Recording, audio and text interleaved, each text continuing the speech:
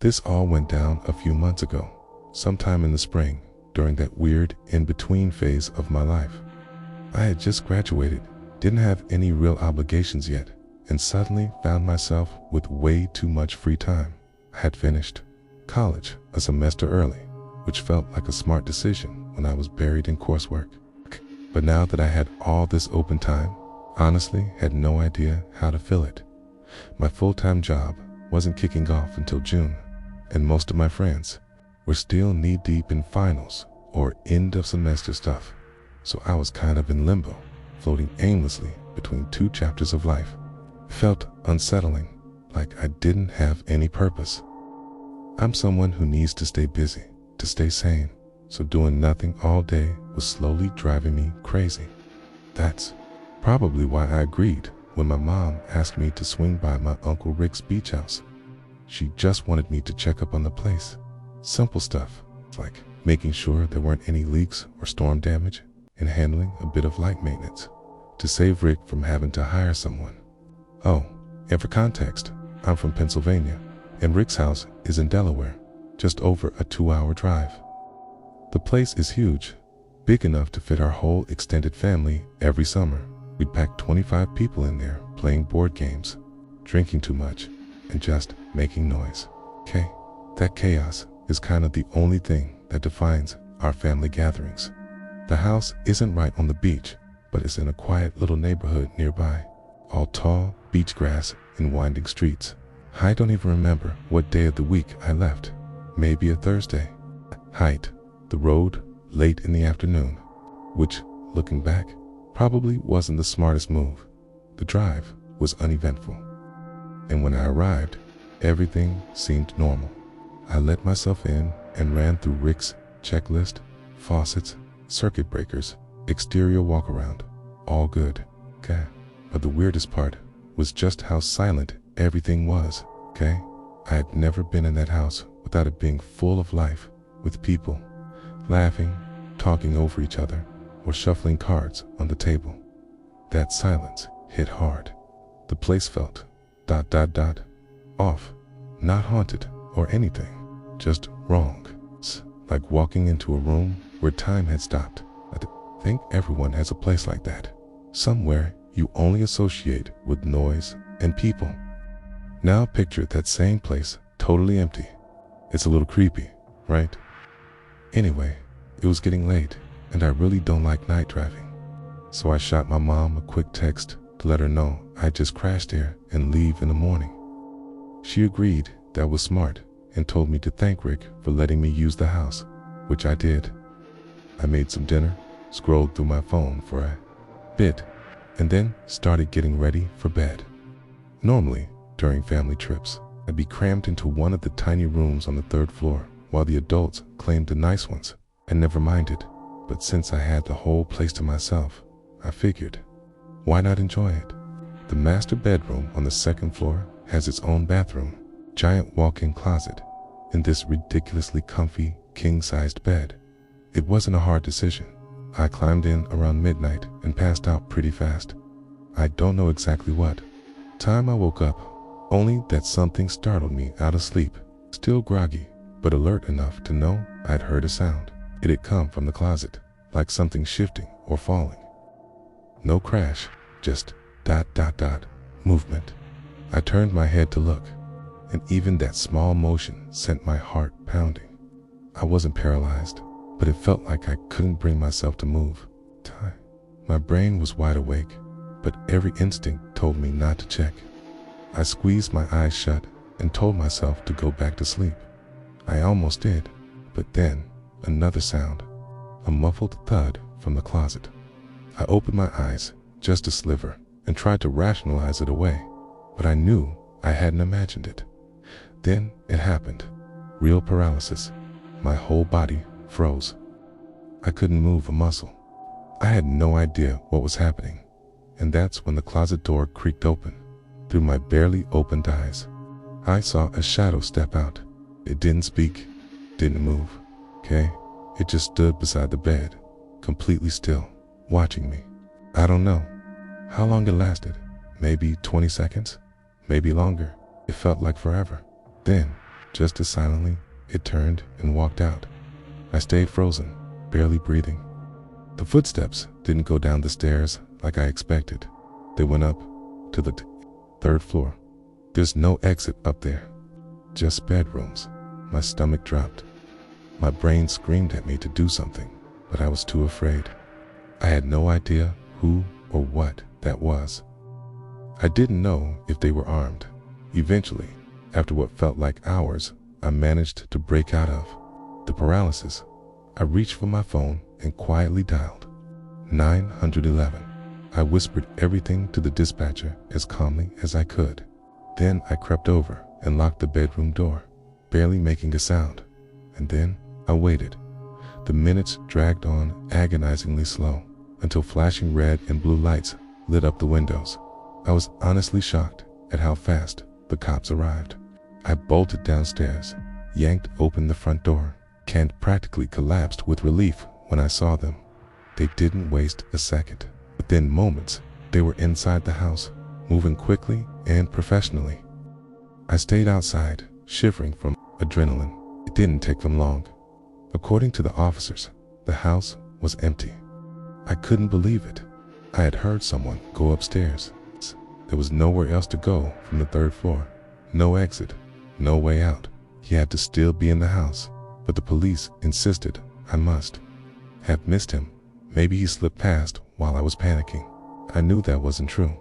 I had been alert. He didn't leave. But what could I say? The guy had seemingly disappeared. Still uneasy. He wasn't having it. He snapped at the cops over the phone, told them to sweep the house again, and reminded them that my life could very well be in danger. So they searched again. This time, more thoroughly. Rick told me to follow them and keep an eye on what they were doing. I did. The officers combed through each room slowly, methodically. They opened every closet, checked beneath every bed, tapped on the walls like they suspected some kind of hidden passage. They pulled back every shower curtain, inspected door locks, checked the windows, and that's when they found it. One window on the third floor, in the bedroom I should have been sleeping in, was unlocked. One officer stayed by the room, while the other headed downstairs and onto the back deck. I followed him, mostly because the idea of staying inside the house with some stranger hiding in the shadows made my stomach turn. The officer swept his flashlight across the yard. Nothing. Then he aimed it up across the rooftop, and that's when we saw him. He was there, sitting on the roof like he belonged there. The man looked filthy, bald, gaunt, in ragged clothes, with skin that hadn't seen a shower in who knows how long. He was just sitting there in silence. UNMOVING. What happened next is a blur.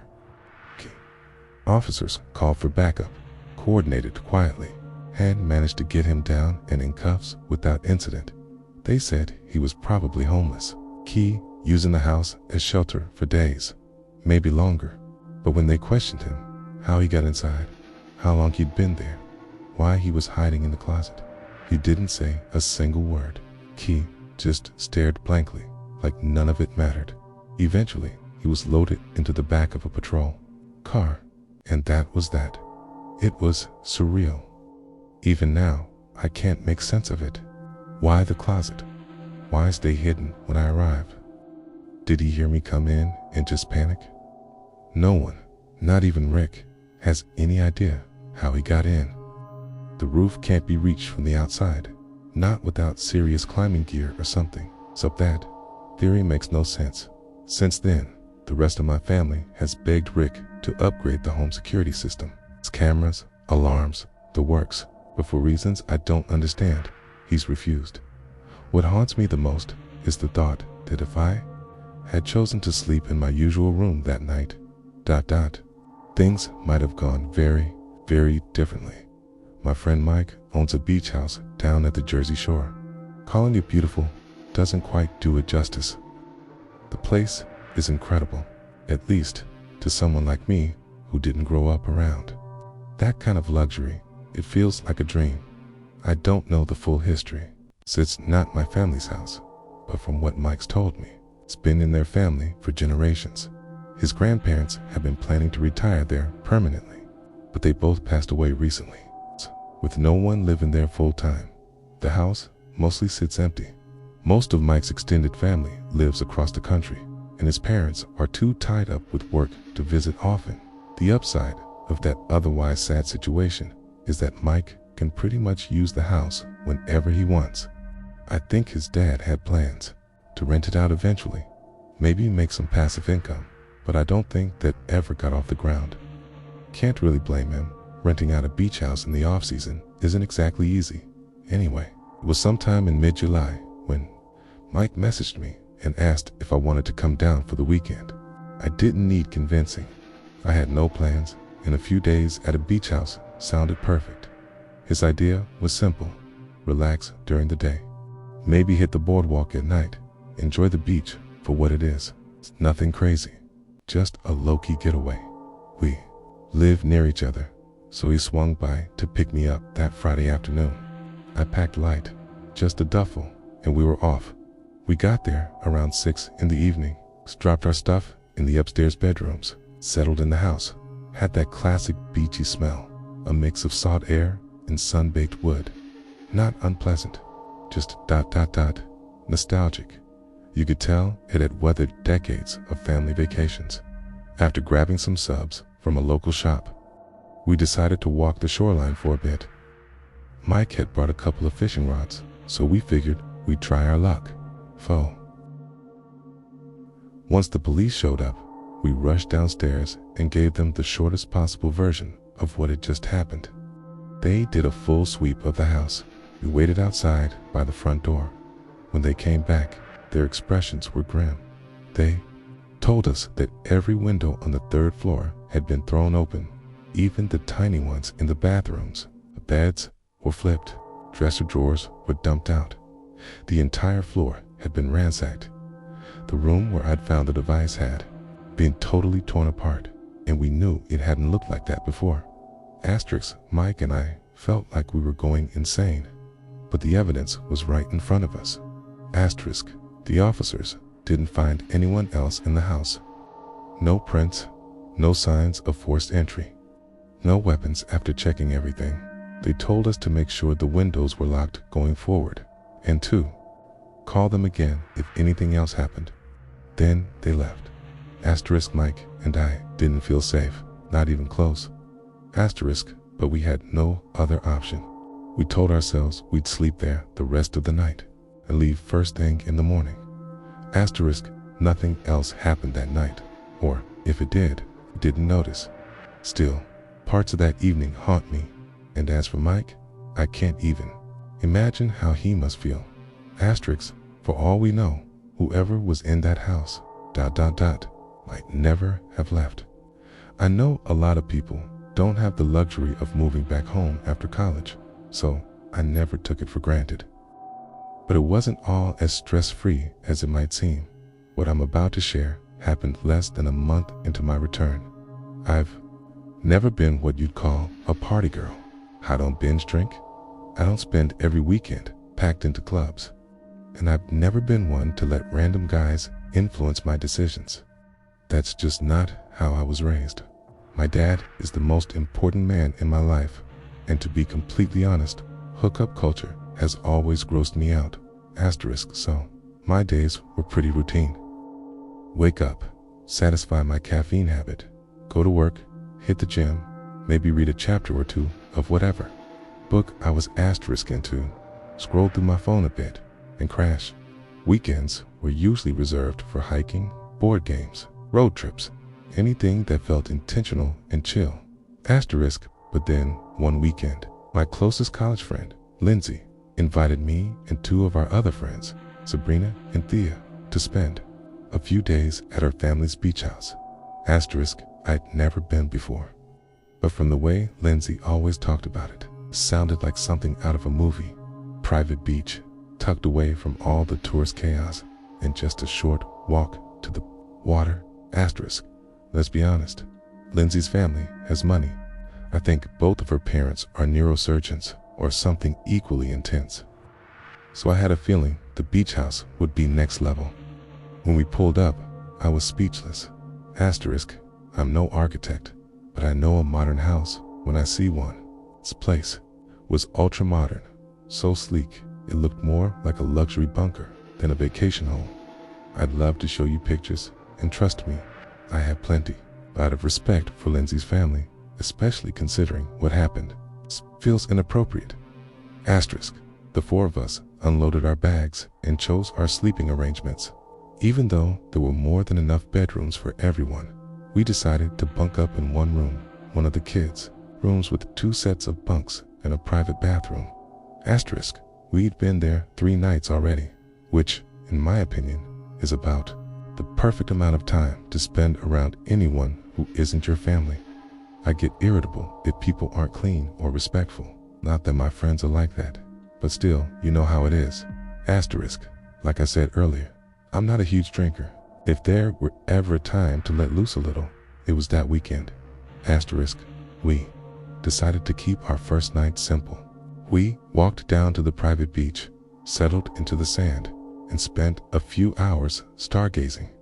White claws in hand, Sabrina's speaker playing low house music, the ocean stretching out in front of us. It was honestly kind of perfect. Asterisk, at some point, we noticed a flickering light further down the shoreline. At first, it was faint, barely noticeable, just a distant glimmer. But after watching for a minute, we saw it swinging back and forth, like someone was walking with a flashlight. It's exactly what it turned out to be. Asterisk, as the light got closer, we could make out 3 or 4 figures walking casually in our direction, not running or stumbling or doing anything weird, just strolling. Asterisk, when they were close enough, we heard laughter, relaxed, harmless, and a guy's voice called out, "Hey, Asterisk." He sounded friendly, about our age. Thea shouted a greeting back, and we exchanged a few casual words as they made their way toward us. Asterisk, turned out it was 3 guys, maybe a year or 2 older than us. Classic beach dudes, sun-bleached hair, easy smiles, probably surfed in the mornings and played guitar at night. I could tell right away that my friends were into it, especially Thea. She's always had a bit of a wild streak when it comes. 2 guys, and that night was no different. She knows how I feel about her dating habits, so this isn't me throwing shade. It's just who she is. And to be fair, she's gorgeous. I've never seen a guy not interested in her. The guys sat down with their beers, and the 7 of us ended up having a genuinely great time. The energy was relaxed. No one was being creepy, and the conversation flowed easily. Asterisk, about an hour and a few drinks later, they invited us back to their place. Asterisk, I was starting to feel the exhaustion set in and had pretty much made up my mind to call it a night. But I could tell all 3 of my friends were eager to keep the night going, especially Thea. Asterisk, there were only 3 of them, okay? And I had 0 interest in hooking up with anyone, so I told the girls to go ahead and enjoy themselves. I was going to head back to the house and get some sleep. That night, I headed back to Lindsay's house while the rest of them walked along the shore, probably toward wherever the guys were staying. I showered, got ready for bed, and crashed almost immediately. Asterisk, sometime after 3 a.m., I was jolted awake by a FaceTime call from Lindsay. It caught me off guard. She should have either been back by then or asleep with one of the guys. I groggily answered the call. Her frantic voice immediately snapped me awake. Asterisk, she was yelling, nearly screaming, that Thea and Sabrina had been kidnapped.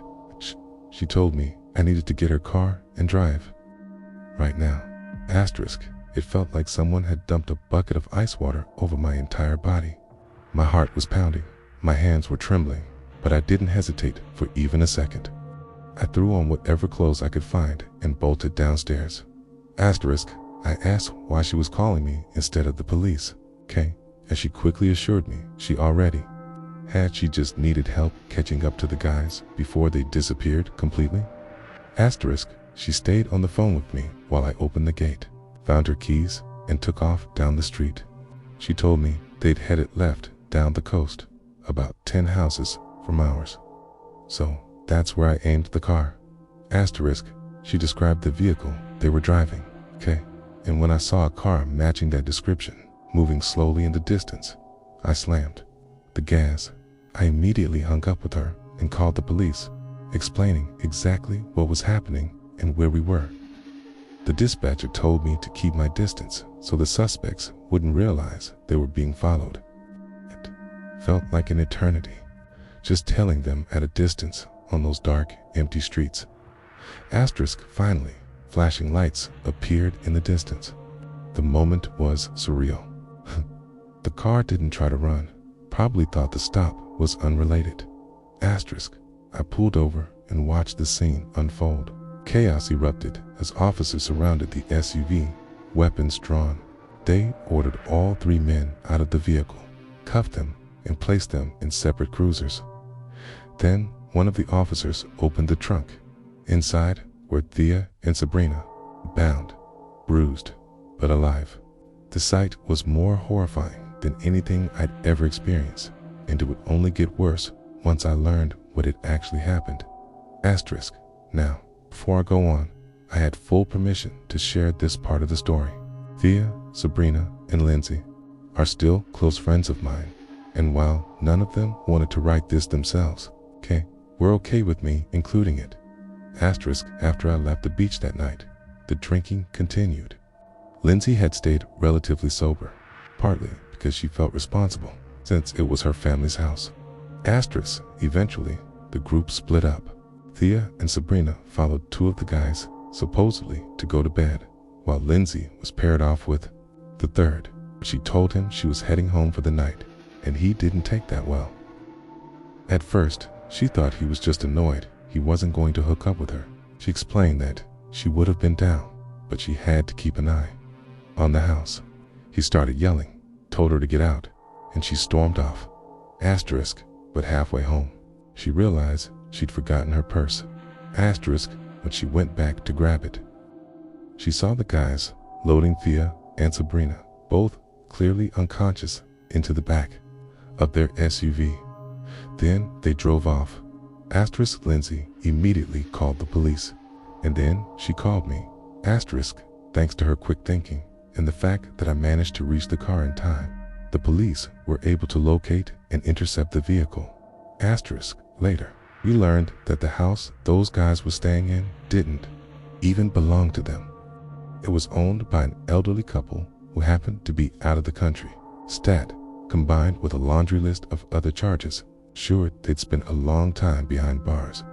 Thea's parents are both lawyers, and they moved mountains to keep the incident out of the public eye and to make sure justice was served, and they succeeded. But even with a harsh sentence, nothing could truly make up for what those men did. As much as I hate to admit it, the whole thing left me deeply shaken. I couldn't handle beaches, late nights, or even casual conversations with strangers for a long time after that. I isolated myself, pulled away from my friends, and stopped trusting people altogether. It's better now. Slowly but surely, I've gotten back to something resembling normal. But I still can't begin to understand what Thea and Sabrina went through. In some twisted way, I think not remembering the worst parts might have been a blessing for them. And the scariest part of all, if I hadn't gone home early that night, if Lindsay hadn't called me, if I hadn't gotten to that car fast enough, they might have never been found.